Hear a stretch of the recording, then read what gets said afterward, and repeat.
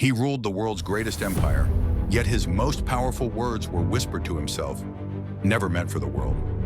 You have power over your mind, not outside events. Realize this, and you will find strength.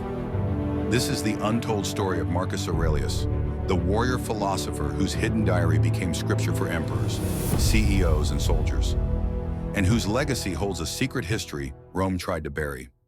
In 165 AD, a mysterious plague ravaged the empire. The streets of Rome echoed with the cries of the dying. Some say Marcus did the unthinkable. He ordered infected soldiers to march east toward the enemy. Historians call it one of the first acts of biological warfare.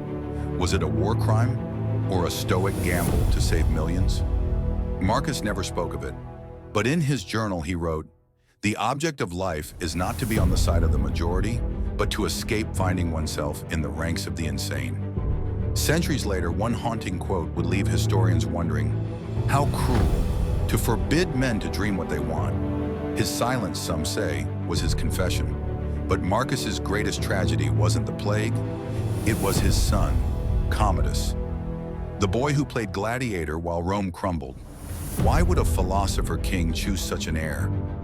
In 1902, a letter surfaced, a worn papyrus, barely readable, suggesting Marcus knew Commodus would bring ruin, but chose him anyway to prevent a civil war. It read, "The gods envy us.